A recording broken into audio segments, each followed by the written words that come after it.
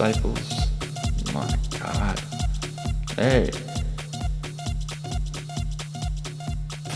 Hey, Peter. Peter. Jesus. Peter, wake up. Damn. Master, what's the matter? What is it, Lord? Should we call the ambulance? No, I'm fucking wasted, man. I ate about a quarter of mushrooms. Man, it's okay, Lord. It's just, no, I'm fucking wasted, man. I'm gonna go, oh, man, give me a minute. Oh.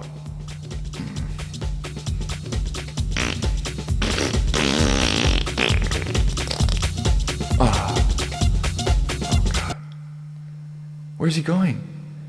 He's going to a place where only he knows. Where the Lord goes, only the bears go. And only the Lord knows where Jesus goes. Jesus, it's the fucking pigs. Let's get out of here. I'm not afraid of these goddamn pigs. Who's out there? What do you guys want? I'm ready to fuck you pigs up.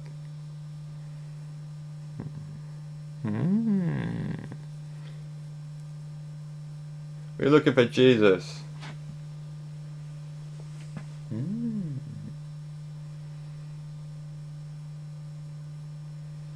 Oh. Yeah, get over here. Let him go.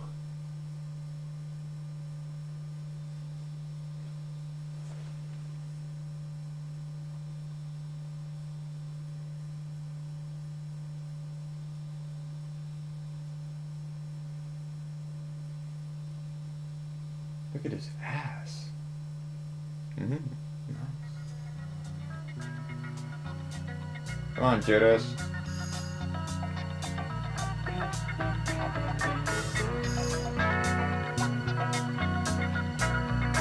Ooh, kissed him.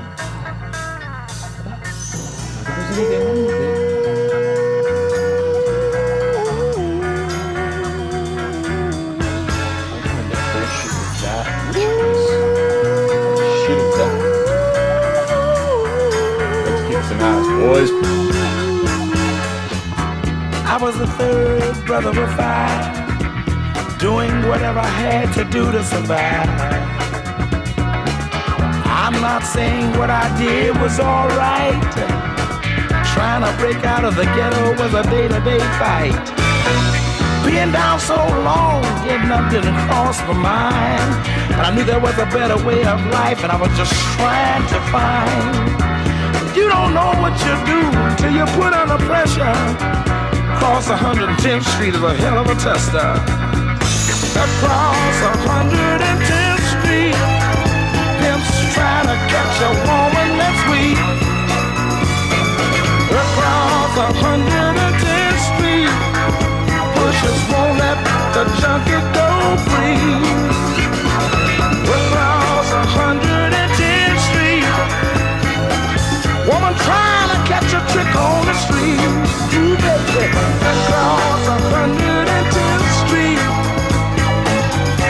you can find it all in the street.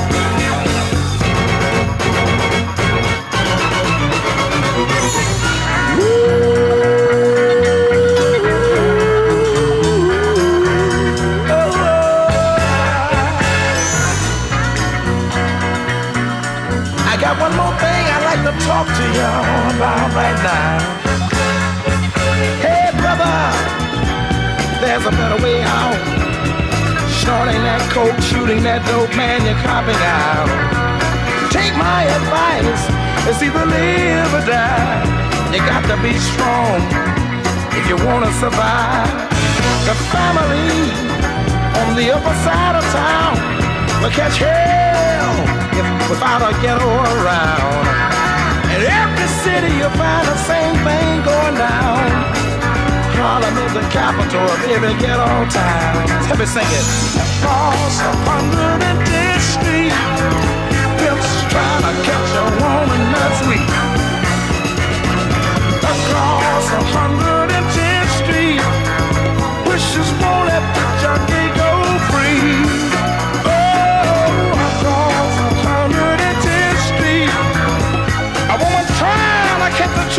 street, ooh baby, across 110th Street, you can find it all.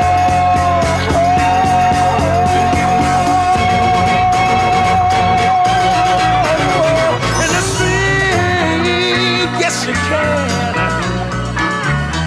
Oh, look around you, look around you, look around you, look around you. Yeah.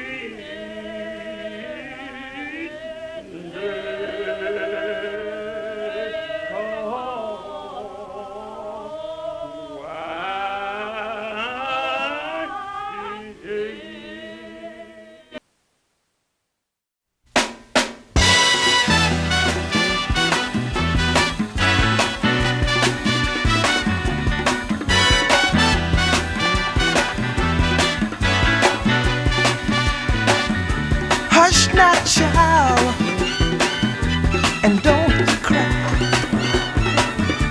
Your folks might understand you by and by. Just move on up toward your destination.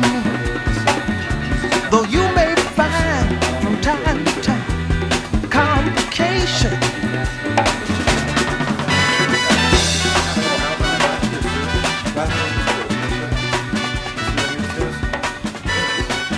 The stone builder refused. Yes, sir. I can assure you, this is not going to be like any other type of tale you have ever heard, sir. And take the trip. It's all right here in this one book. Though there may This book is be called The Stone the Builder Refused. Now I'm going to let you take a look at that right now. Well, actually, you know what? I'm not going to let you take a look at that because I want to get over some other things first. Let me tell you about another book. Now I know we're all familiar with probably the most important book we call it the Holy Bible, sir. You're familiar with the Holy Bible, aren't you, sir? Mine's a little different than most people. I read it a lot. Now this here, sir, this here, as you can see, is a Holy Bible. This here is the Old Testament and the New Testament. Now, there was a character that you might know, sir, by the name of Jesus Christ. Well, Jesus Christ came into the world, and the reason he did, sir, was so that he could tear this book literally in half and take this book and just throw it out. You don't even need that book, sir. That's the Old Testament. That's just garbage. We don't need that. That's just nonsense. Because what we got here, we got the New Testament, sir. This is the word and the testimony of Jesus Christ. Now look, if you had a choice, sir, if you wanted to read one or the other, which would you rather read, sir? I mean, can you imagine? Look at that. You could read this one 5 times before you could read this one once. And furthermore, if you read this 5 times, you would get 1,000 times more than anything in this book. This book is garbage. That's all I got to say about the Old Testament. So moving right along, we're going to get into what I like to think of as the New Testament. The book of Revelations. Now the book of Revelations, I'll tell you what, the book of Revelations is something special. It was written by a guy, I mean, he's put out on an island all by himself. Can you imagine just being out on an island all by yourself? What a terrible fate. I mean, he had the time to sit around and write this book, though, I'll tell you what. And he says here at the beginning, he says, "Blessed is the one who reads the words of this prophecy, and blessed are those who hear it and take to heart what is written in it, because the time is near." Now he wrote the time is near, but this is almost 1,000 years. I don't know how long ago. It was a long time ago. But the time is near. I mean, it feels like the time is always near when the way that we're living these days. The tribes of Reuben, of Gad, the tribes of Asher. I mean, who the hell were these people? God damn, I know the Cherokee, and I know the Sioux, and I know the, let's see here, the locusts. I mean, he's talking crazy here. Look at this. The locusts look like horses prepared for battle. On their locusts prepared for battle. What the hell is that? I don't know. That was the seven thunders spoke. Okay. He says all this. Sweet as honey. So I took the little scroll, and I ate the little scroll. But when I ate it in my stomach, it got all sour. But then I was told, you must prophesy again to many people, many nations, languages, and kings. I ate my little scroll in the story, and then I prophesied, and I made visions. Well, I tell you what. That little scroll that he ate was a mushroom. That sounds a little wacky out there, starting at the end of the Bible and starting to say that this guy ate a mushroom and had visions and all that, but that's what it's all about, sir. You just take a look right there, you won't be able to deny it. He ate a little scroll. I don't know what a little scroll is. Do you know what a little scroll is? Well, you give me a better definition. You're saying to yourself, St. John was eating mushrooms, having visions. That's right. That's exactly what he was doing. He was stuck on an island with lots of mushrooms, nothing else to do except to eat them. And when he ate them, he became possessed by the Spirit of the Lord. Now, I don't want to get you spun on that idea thinking that, these people, these pre-Christians, because they were really Jews to begin with, I want you to think that these people were really eating mushrooms. What else were they doing besides eating mushrooms? Quite possibly having orgies. Another thing these early Christians liked to do was smoke marijuana. That's right, we have evidence of that, but I'll get to that later. One thing I want you to understand is that it wasn't just Jesus that was a mushroom, or the early God Yahweh of the Hebrew people, because throughout cultures everywhere throughout the whole world, there had been a whole world of mushrooms. For instance, one of the oldest known tales in Western culture dates back to the Epic of Gilgamesh. The Epic of Gilgamesh details the account in the story of Gilgamesh and his friend Enkidu. Enkidu perishes, and Gilgamesh is fraught with frustration and degradation and detrepidation. So he goes to find the herb of immortality. If that weren't enough, one of the other oldest books that we talk about, the Rig Vedas, details the use of the psychedelic mushroom Amanita muscaria, also known as fly agaric. Now then, if I would be so foolish as to not forget one of the Eastern cultures and religions, Buddhism. That's right, a little Buddha sitting under a tree had himself an enlightenment. I tell you what, lots of trees. But now then, does it seem likely that just these ancient cultures would have the gift, the knowledge of prophecy, and be people who will be aware of such invigorating knowledge and wisdom? Well, no, I don't think so. There have been many people all times who knew this information. One such person a few hundred years ago, we like to call him, we think of him as William Blake. That's right there. William Blake, I tell you what, William Blake was something else. He wrote about the mushrooms. But the granddaddy of them all, somebody in our culture who may have inspired perhaps the entire world at this point due to the fact that we have such mass media and culture that we can get these ideas and fun information out there.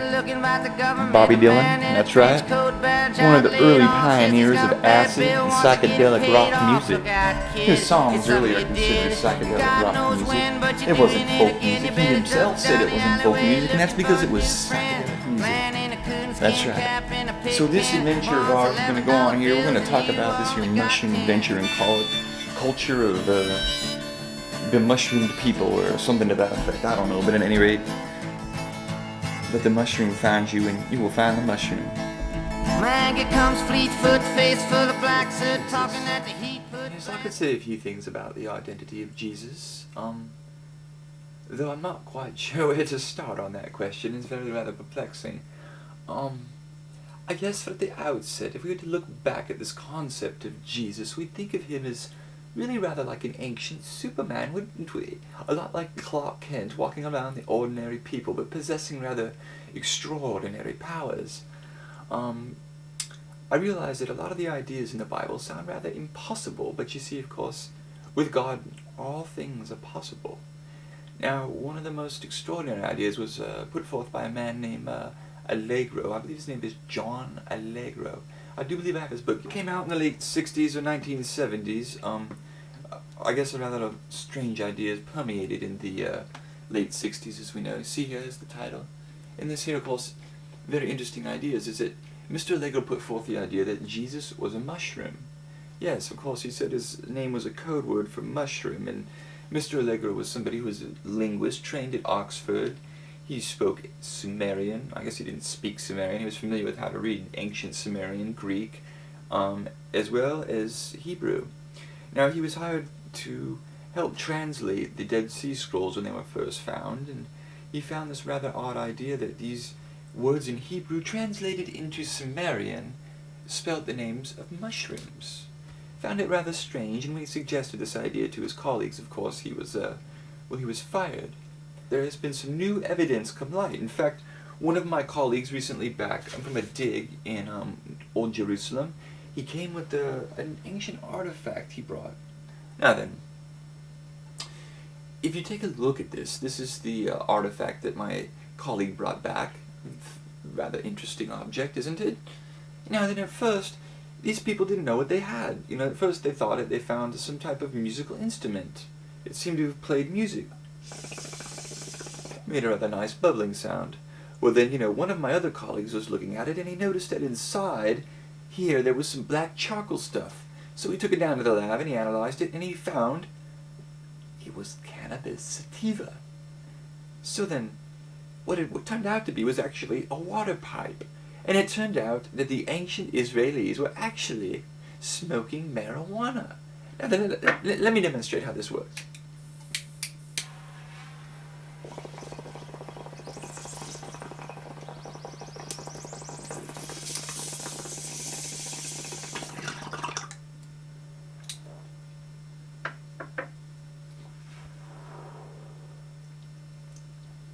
It turns out that the ancient Israelis were actually stoners.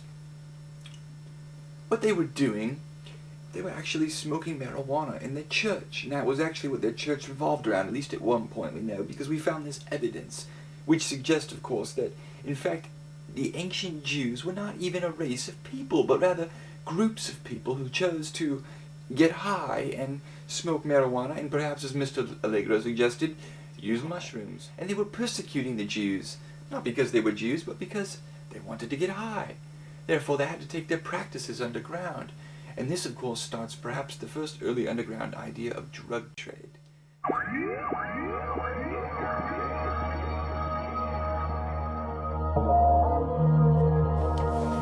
Plato's Socrates, Hermes, also called Mercury, the Egyptian Ankh, Pandora's box, the Buddha, the Phoenix, the tree of knowledge of good and evil, the burning bush,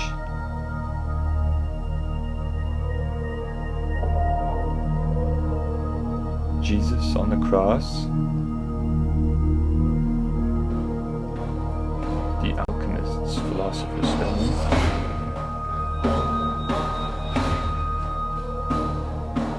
Shiva, the Smurfs, and even Mario Brothers. These images are all symbolic representations of the psychedelic mushroom. These mushrooms are the central point on the matrix of reality. They are the spring of human consciousness, and by better understanding the role the mushrooms played within these mythologies, we may better understand the human psyche and how these images have been interpreted to manipulate human consciousness.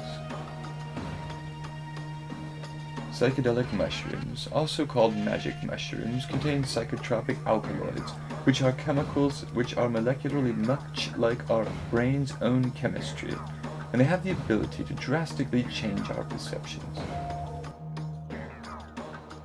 These mushrooms